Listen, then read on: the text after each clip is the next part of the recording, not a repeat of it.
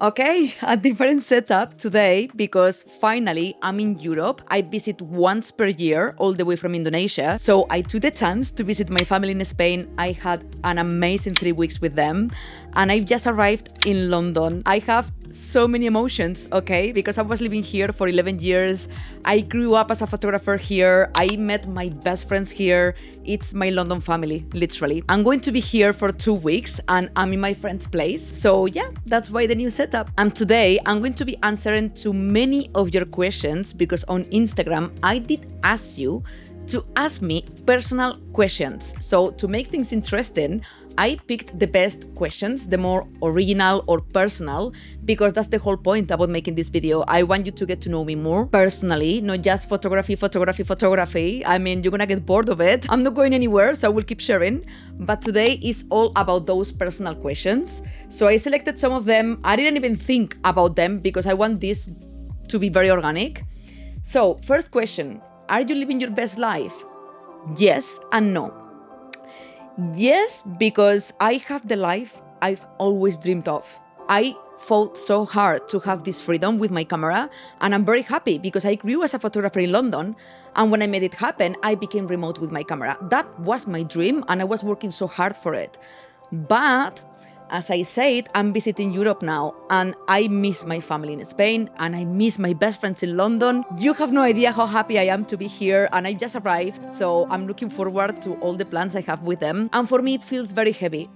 It feels very heavy because yes, I live in Bali, it's a freaking dream, but people come and go all the time. So I meet amazing people in Bali, but then they leave. And I'm an emotional human being, so then I suffer when they leave and then I have to wait for them to come back.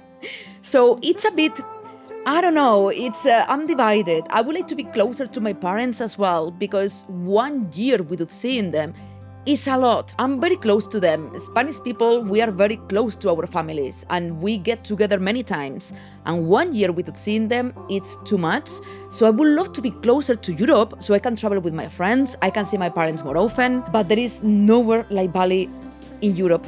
As far as I know, please give me suggestions because I would be open to relocate somewhere else in Europe, but Bali is just too good. Good weather all year round, lifestyle, it's very luxurious for quarter of the price we pay in Europe, even though the prices went up. Of course, everywhere it's more expensive now.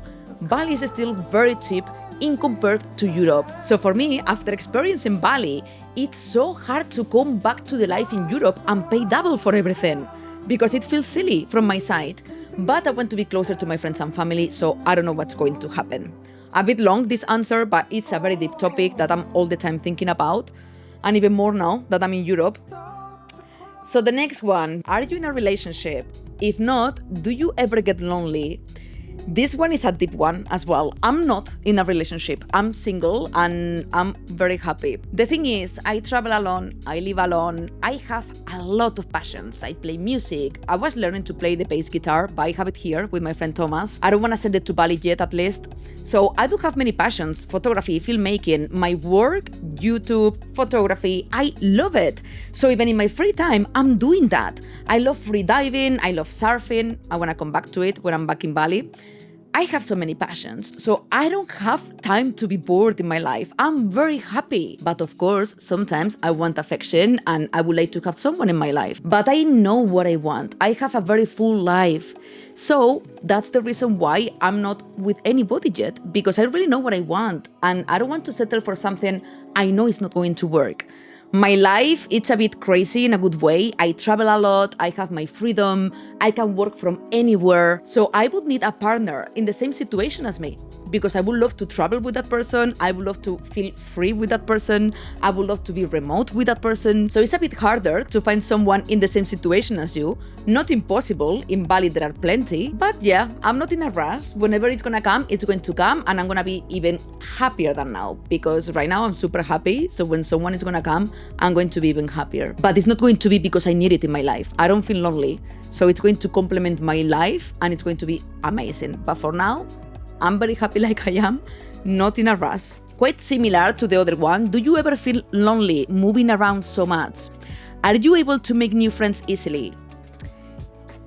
As I said, I love traveling solo and being on my own company. I have so many hobbies. I love being with my camera, taking photos, recording videos. So I never feel alone because I'm with my camera. So I'm so distracted when I'm traveling by myself. So no, I don't feel as lonely. But it is true, for me it's easy to make friends. I go out alone. I love music, many of you know this, and I love raving by myself, going out to listen to producers I love in Bali, in London. In London I have many friends, so I don't do it alone anymore. But in Bali I do it many times. And that's totally fine. I get to meet so many people in one night, and I love it. I really love it, but then those people come and go. So yeah, sometimes it's a bit hard because I would like to have permanent friends in Bali that don't move around so much because I want to have my people as well, like I have it in London or in Spain. So yeah, it's not easy to travel solo and having this lifestyle. It's not for everyone at all, because even me, I'm very happy like this, and sometimes I get like, okay, I would love to have permanent friends. I would like to have like my Bali family, let's say, but it will come with time, I know that. Do you think about making a book about your self-portraits? So many people ask me this, and I think this is the imposter syndrome talking. I never thought about selling a book about my self-portraits because I was thinking that many people would think that it would be like such a narcissistic thing to do. But to be honest, self-portrait photography for me is art. For me, I get creative with myself, with my camera, and many of my self-portraits, you don't even see it's me. Maybe because of my hair, but I cover my face, I play with shadows a lot. It's the most creative work I have, and to be honest, I love it because what you don't know is that every time I took a self-portrait, there is a story behind. And I have many bad stories in my darkest moments in London when I arrived here and I was alone. So many things happened to me, like everybody, we all have our stories, but so many of my self-portraits are hiding those stories. So for me, it's art. For me, they are very special. And yeah, I would never think people would buy one of my books. And I did some books time ago in London. I did a video about it and you guys loved it and you told me that you would buy it. And I was like so excited, so thank you. Because we always think that nobody would buy our work. And when you guys told me that you would buy it and you love my self-portraits and my creative portraits in general, I was like, wow, I may do some someday. So it's a possibility. It's a possibility. One day I really want to do it, and also prints. And I will explain a bit of my story behind every self-portrait because that's the important thing for me, and that's why they are art for me. So yeah, maybe someday I will do some books. ¿Qué fue el mayor motivo para mí dejar España? Why did I leave Spain? What was the motive to leave Spain? Well, I was a bit miserable, to be honest. It's a very good lifestyle. I was very good with my parents, but I couldn't speak a word of English. And I always wanted to speak English because I like traveling and I think it's very important to be able to speak this language. So I wanted to learn English. I wanted the experience of leaving my country and moving abroad by myself. I was very adventurous. And also, I wanted to pursue my dreams as a photographer. And in Spain, I'm sorry to say, in 2013, when I left, there was a massive crisis. It was very hard to find a job in anything, not just photography. It was very bad. And the salaries were very low. So I was very unmotivated. I was like, no, I have to chase what I love. And I moved to London. But yeah, I came to London to pursue my dreams as a photographer and I made it happen. And I've learned English, as you can tell, with my thick Spanish accent. Yeah, those are some of the reasons why I left Spain. How do you deal, this is actually, yeah, deep. How do you deal with difficult times and what helps you to move forward? I did have many difficult times in London and in Bali. In Bali, I've got sick many times and I'm alone, so I didn't have anyone to rely on. I had to call the ambulance once. The first Christmas in Bali, I spent it by myself. I didn't know anyone by them because I've just moved. And I've got very sick of my stomach, like a very bad bacteria. I was throwing up. The stomach, I couldn't move of the pain. It was 4 a.m. on Christmas Day. So I had to call the clinic and they came to my place. I was very lonely. I was terrible. The doctors were with me. They were amazing. But yeah, I went through a lot in Bali, in London, and it's very hard. And yeah, I cried a lot. I've been having terrible moments in my life, very anxious. But to be honest, I have a lot of character. So every time I was bad about something or reaching bottom, I was like more motivated to keep fighting. It was my fuel. To be bad. It's like, no way, I cannot be this bad. No way, I have to make it happen. I've been always very ambitious and I didn't like to see myself in a bad situation, so I pushed myself very hard. I still do it. So what helps me is to know that I'm moving forward in life. Sometimes we forget about what we already achieved, and we have to stop and be like, wow, everything I've done so far, it's incredible. So please tap your back, because you are amazing. Think about that for yourself as well, because we want more, and we forget about what we already achieved. So yeah, what helps me to move forward is my drive to get better in all aspects in my life. And yes, of course, I have bad moments and I cry and I feel miserable because, traveling solo is not easy. But yeah, I'm just very driven by life, let's say. Do you miss Canon? This one is photography related. Do you miss Canon? Yes and no. I guess I'm an emotional human being, as I mentioned before. And yeah, I started with Canon, right? And I changed to Sony because for me, it was better, okay, as a content creator. Not because I was bad with Canon. I do have a video explaining why I switched from Canon to Sony. I don't really miss it, but sometimes I'm curious about using their cameras again. But why not? Maybe one day I'm gonna be shooting Canon again without leaving Sony on a side, because I freaking love Sony. I'm not switching, but maybe I'm gonna get one Canon camera one day. Who knows? I don't know. Why did you choose Bali? And did you do much research before moving? This is deep as well. I've been in Bali 10 years ago. And then I came back with my ex like 5 years ago, and now I live in Bali. That's the third time I'm in Bali, and I knew there was something magical about that island. I think the vibe there is amazing. Everyone is happy. The locals are the best people in the world. I swear to you. It can be raining like crazy. They are driving with their ponchos, bringing you the food to your villa, and they're smiling at you at 6 in the morning because I wake up very early to exercise. And maybe I order my breakfast and they come to my place all wet with the poncho and with a smile on the face, thanking me when they bring me the food. Seriously, the energy there, the positivity and the kindness, I just love it. 10 years ago, I loved it. And the second time I came here with my ex, I said to my ex, I want to live here in the future. I don't know how, but I have to live here. So I knew I loved Bali, and I did a lot of research. Of course I did, because I really wanted to find out the right visa to be able to work, because you cannot work in a tourist visa. So I was finding out about the visas, I was finding out about everything I needed logistically to be able to move there. And yeah, then I was moving around the island a lot to figure out where I wanted to live, in which area. I did a lot of research, but I knew Bali was my happy place. You know, when you arrive to a place and you feel like home and your nervous system relaxes. My nervous system relaxes like crazy when I'm in Bali. And that doesn't happen in London or in Spain, because in Spain it's like, yes, it's home and I love it there, but I guess because I went through hard times in Spain before leaving to London, it reminds me a bit of that. It reminds me that I wasn't getting what I wanted when I was in Spain. That's the reason why I left. So I don't know, I feel very comfortable in Bali. Do you miss European life? If yes, what do you miss the most? Wow, this is something, yes, I do miss European life, because I live in an island now and I love the island life. I go with my scooter everywhere, amazing landscapes. I go with my flip-flops, my summery clothes. I freaking love it there. I miss it. I'm in Europe and I miss Bali constantly. So I love Bali, but I miss walking. In Bali, it's very hard to walk. You have to take the scooter everywhere you go. So what I do is driving somewhere to be able to do a hike, for instance, in Ubud or things like that. But in Europe, you can go walking everywhere. I love walking. You can go walking to the restaurants, to the beaches, part of the lifestyle. I don't know, it's very different. It's very different. I like the domesticated lifestyle in Europe in terms of walking everywhere, meeting with friends in the cinema, going to a restaurant, walking with your high heels, for instance. That you don't have it in Bali, okay? But then in Bali, we have many other things. So yeah, I do miss things about Europe. A lot of things. And my friends as well. I can't stop saying it. How many times do you doubt your abilities? How do you deal with imposter syndrome? I doubt about my abilities many times, till I got confident, to be honest. I'm not gonna lie. It's not because I'm not humble or I want to be cocky. That's not it.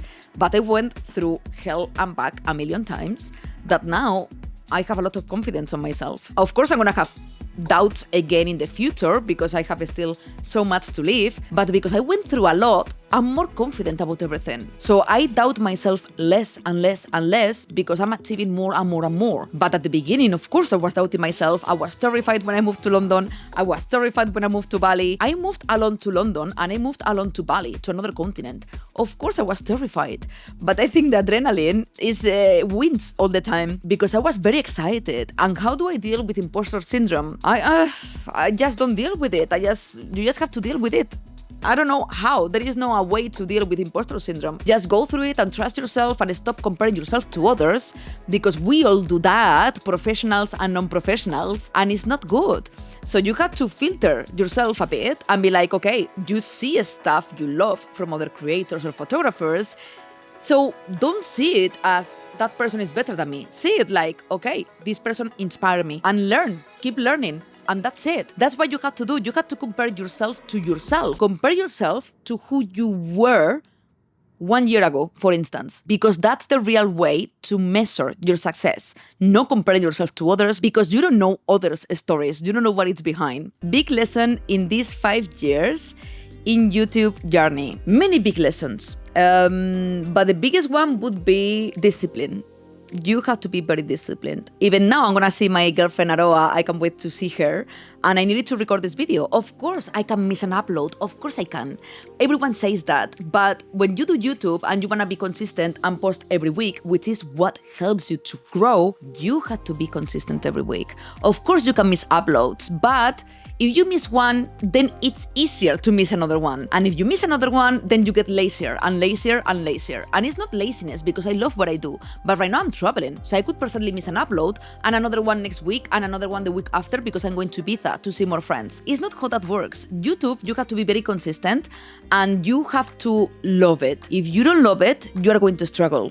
Why? Because you work like crazy. I've never worked this much in my entire life and I'm very happy. I don't change it for anything, but it leads to burnout many times. Then you want to create ideas that people love and you are scared that people is not going to watch it after weeks of hard work. And it's not about freaking money because many people think that YouTubers, we want to make money. Of course we want because it's our job as well, but the views is not about money. Views give us barely anything, but views give us the reward. Because if I create a video and nobody likes it, I'm gonna be miserable because I was like, why people didn't like it? I spent so much time in it. So definitely the biggest lesson on YouTube is be consistent, love what you do, and be kind of gentle with yourself because we can be very hardcore on ourselves when we see that we don't get views. Because we take weeks to make some videos and then we don't get views and we are like, okay, all this work and people didn't even like it or click on it. Who would your 3 ideal dinner guests be? I don't know, so many. So many because I think we all want to meet people in person and talk to them and experience them. I would say Joe Dispenza. Joe Dispenza, I don't know if you know him, comment below. It's all about quantum physics and he did so many studies about how we can change our own reality just by thinking. We can rewire our brains completely and I find it very inspiring. He wrote already so many books about it and I find it fascinating. So you have the chance, watch some podcast because you are going to love him. It's very interesting, everything he talks about, and there are studies behind it. It's not just random stuff, what he talks about. There are studies to support it and I find it fascinating. So Joe Dispenza would be one. The second one, this is hard, it would be between Freddie Mercury and Michael Jackson. I know they are not here anymore, but that was music. In my personal opinion, we don't have artists like that anymore, like real artists. Freddie Mercury, I don't know if I would say Freddie Mercury or Michael Jackson, because for me, both are kings. But yeah, let's say both, okay? As an extra. And then the third one would be Alan Watts. Comment below if you know him. He was an amazing philosopher and writer, and it's all about freedom, being in the present, and he was writing everything in a very poetic way. You always feel better after reading quotes of Alan Watts. I find him incredibly interesting and it really aligns to who I am as a person. So yeah, Joe Dispenza, Alan Watts, Freddie Mercury, and Michael Jackson. those are 4. Okay, there were many more questions, but otherwise this video would be too long, and so many of them were about photography. Remember that I have a private community. I'm gonna change it. That's why I'm having like a little pause, because I'm gonna launch a new one. It's going to be more premium, but I'm investing a lot of time, effort, and money into it, because it's going to be like a Facebook for us, for you and me, where we can share, all of you can share your photography, and you're going to be able to ask for critiques and to ask whatever you need. Maybe you need help with gear, maybe you need help with a client. Even if I'm not there, this is going to be a community. So people can reply to your post and you can post whatever. And you're gonna have an app on your phone as well. So maybe you are commuting to work and you're going to be able to enter our community and see the photos from others, and you can post your own as well. And obviously I'm gonna release as well exclusive videos. Maybe not in a monthly basis, because I was trying to do that in the previous community and it was very hard to keep up. But you're going to have right away a library of many videos, and you are going to have a lot of resources right away when you sign up. But more about that very soon, because I'm traveling right now, so I don't know when I'm going to launch it. But for now, you have down below the current one. If you want to sign up, I'm gonna have a very, very, very special offer to those who are in my current community, because they are going to become the founders of my premium community that is coming up. You are going to be able to lock in the cheapest price ever for this incredible community. So if you want, go check it out, but that one is the old one. It's not the new one yet, okay? It's been a little bit long, but thank you so much for sending all your questions, and thank you so much for these 5 years on YouTube, because I couldn't have done it without you, and I freaking love you so much. I'm very grateful for this community, because you guys are amazing and very supportive. I would never expect this when I started my journey. So thank you again, and I will see you very soon. Mwah. Big love from London.